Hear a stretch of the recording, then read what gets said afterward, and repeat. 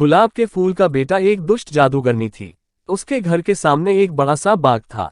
बाग में बहुत सारे फूल लगे हुए थे। एक महिला उस घर के आगे से होकर जा रही थी। उसने सुंदर गुलाब देखे। उसने सोचा कि मंदिर में चढ़ाने के लिए एक फूल तोड़ लिया जाए। लेकिन जैसे ही उसने फूल तोड़ने के लिए हाथ बढ़ाया, जादूगरनी आ गई। वह चिल्लाकर बोली, रुक जा मूर्ख महिला, तूने मेरे फूल को छुआ है। यहाँ किसी को भी मेरे फूल छूने की आज्ञा नहीं है। तेरी इस गलती की सजा तुझे जरूर मिलेगी। मैं तुझे भी गुलाब का फूल बनाती हूँ। यह कहकर जादूगरनी ने इशारा किया। वह महिला घबरा कर रोने लगी। वह बोली, मुझे माफ कर दो, मुझसे बहुत बड़ी भूल हो गई। मेरे ऊपर दया करो, मुझे फूल मत बनाओ। उसका रोना सुनकर जादूगरनी ने कहा, मैंने एक बार जो कह दिया वह तो होकर ही रहेगा। मैं इतना कर सकती हूँ कि तेरी सजा थोड़ी कम हो जाए। आज पूरे दिन तू इस क्यारी में रहेगी और रात होने पर ही अपने घर जा सकेगी। लेकिन सुबह होते ही तुझे यहाँ वापस आना होगा। यदि ऐसा नहीं हुआ तो तू अपने घर पर ही एक फूल बन जाएगी। इसलिए सुबह होते ही यहाँ आ जाना।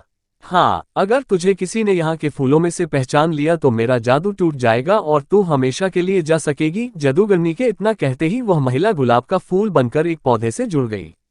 रात होते ही वह वापस अपने रूप में आ गई। दिन भर धूप में रहने से बेचारी परेशान थी। वह देर रात अपने घर पहुंची। घर पर सब परेशान थे। उसने पूरी कहानी अपने बेटे को सुनाई। उसके बेटे ने कहा, माँ आप सुबह वहां वापस चली जाना। मैं आपके कुछ देर बाद आऊंगा और आपको पहचान लूंगा। आप बिल्कुल चिंता मत करो। सुबह को सूरज निकलने से भी पहले महिला जादूगरनी के बाग में जाकर फूल बन गई।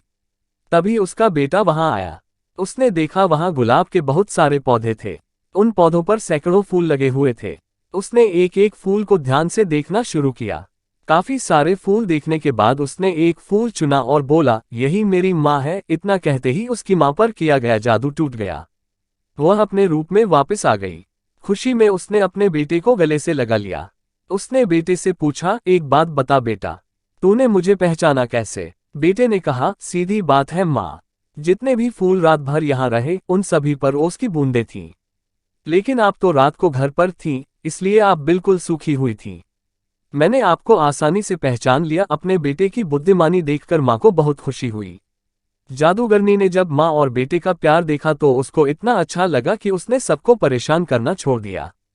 अब वह दुष्ट जादूगरनी नहीं थी, बल्कि एक अच्छी और नेक जादूगरनी बन गई थी।